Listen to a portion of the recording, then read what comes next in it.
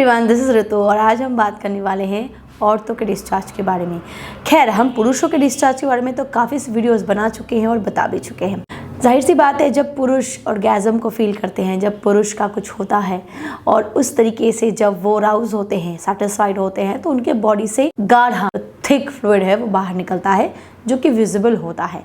ठीक है, और वो 15 ml तक होता है, 5 से 15 ml तक होता है। पर औरतों के डिस्चार्ज का क्या, जब वो सेटिस्फाइड होती है क्या वो डिस्चार्ज होती है तो कैसी होती है? खैर मैडम जी, हमें तो कभी पता नहीं चलता हमारी औरत के डिस्चार्ज के बारे में, पता कैसे चलेगा?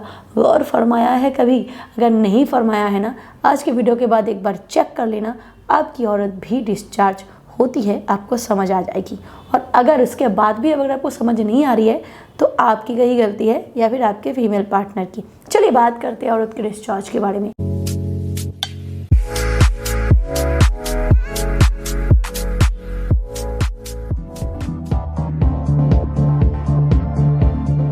दोस्तों, औरत जो होती है ना, वो 2 तरीके से डिस्चार्ज होती है। पहला क्या, जब वो ल्यूब पास करती है, जब आप उसको अच्छे से गर्म करते हो। दूसरा, जब वो ऑर्गेज़म को फील करती है।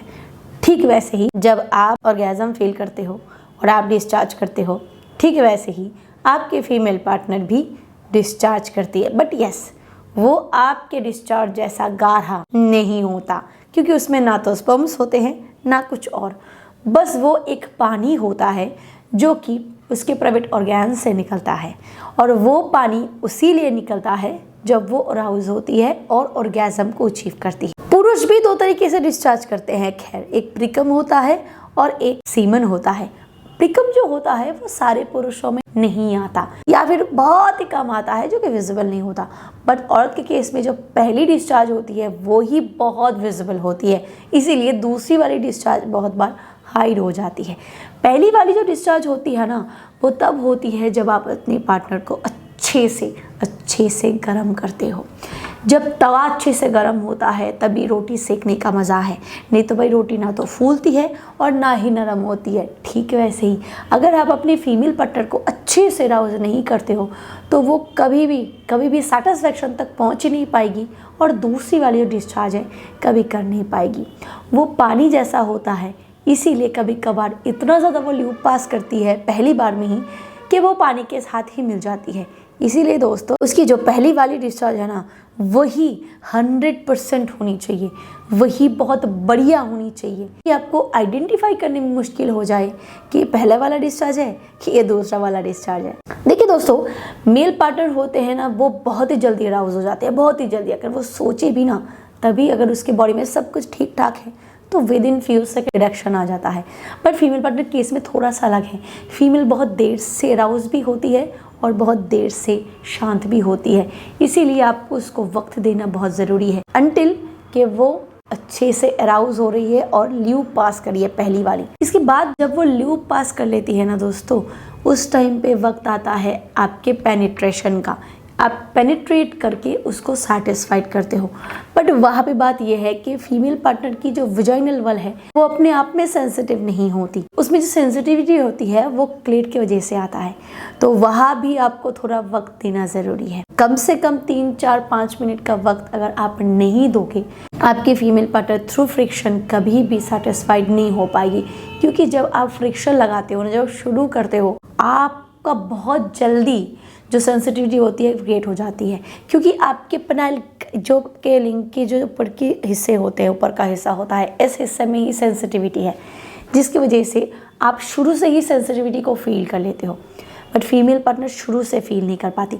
धीरे धीरे फ्रिक्शन लगने के बाद जब जो क्लिटोरल जो नर्व्स होते हैं वो जब सेंसिटिविटी अचीव करते हैं, उसके बाद ही दोस्तों फीमेल पार्टनर ऑर्गेज़म को अचीव करते हैं। इसीलिए कम से कम 3 से 5 मिनट का वक्त देना ज़रूरी है। इसीलिए कहा जाता है कि शुरुआत का जो मोशन होता है, इनकी शुरुआत जो आपकी स्पीड होती है ना, वो बहुत स्लो होनी चाहिए, धीरे धीरे शुरुआत करनी चाहिए। उसके बाद फाइनल स्ट्रोक स्पीड से देनी चाहिए, जिससे काफ़ी आसानी हो जाती है फीमेल पार्टनर को सेटिस्फाइड करना। और इस केस में अगर आपको प्रॉब्लम है, अगर आपको लगता है कि आपका बहुत जल्दी डिस्चार्ज हो जाता है, तो दोस्तों आप अपने खान पान पे फोकस करने के साथ साथ आप आयुर्वेद का सहारा ले सकते हो।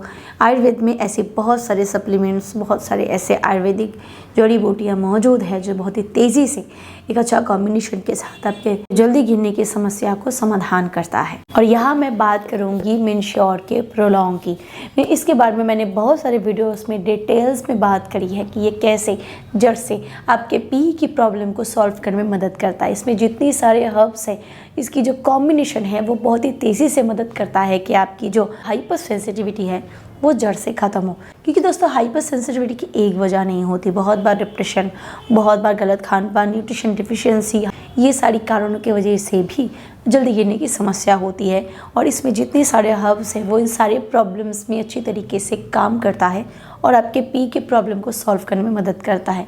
एज लाइक इसमें हनी गोट वीट, जिनसेंग, कंचबीज, अश्वगंधा, सफेद मूसली, विधारी कंद, शिलाजीत, तालमखाना, जायफल, शतावरी, गोखरू, जवित्री, लौंग जैसे कॉम्बिनेशन मौजूद है जो आपके पी की प्रॉब्लम को सॉल्व करने में मदद करता है। आपके डिप्रेशन लेवल को कम करते हुए आपके हाइपर सेंसिटिविटी को रिड्यूस करने में भी काफ़ी ज़्यादा मदद करता है।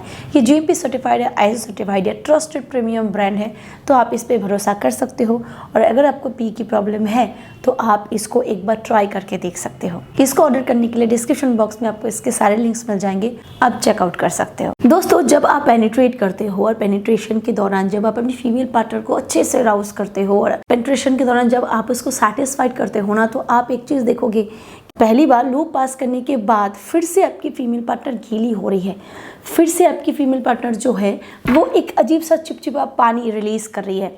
बहुत बार ये जो चिपचिपा पानी है वो गाढ़ा हो सकता है, पतला हो सकता है, बिल्कुल थोड़ा सा हो सकता है, और कभी कभार ये बहुत ज़्यादा हो सकता है। ये अलग अलग फीमेल्स के केस में अलग अलग हो सकती है, डिपेंड्स कि फीमेल पार्टनर की बॉडी कैसे रिएक्ट कर रही है। बहुत बार ये जो डिस्चार्ज होता है वो वजाइनल वल की जगह यूरेथ्रा कैनल से बाहर आता है, और वो तभी होता है जब फीमेल पार्टनर चरम सुख के उस लेवल को अचीव कर ले कि वो स्क्वेट कर रही है। थोड़ा सा ही पानी निकाले, बहुत ज़्यादा पानी निकाले, बट वो निकालती ज़रूर है। और ज़्यादातर मर्द जो अपनी फीमेल पार्टनर को फुली सेटिस्फाइड करते हैं वो इस चीज़ को हमेशा फील करते हैं कि उनकी फीमेल पार्टनर जब अराउज होती है तब भी बहुत ज़्यादा ल्यूब पास करती है, और जब सेटिस्फाइड होती है तब भी करती है। वीडियो पसंद आए तो लाइक करें, शेयर करें and do subscribe. Thank you.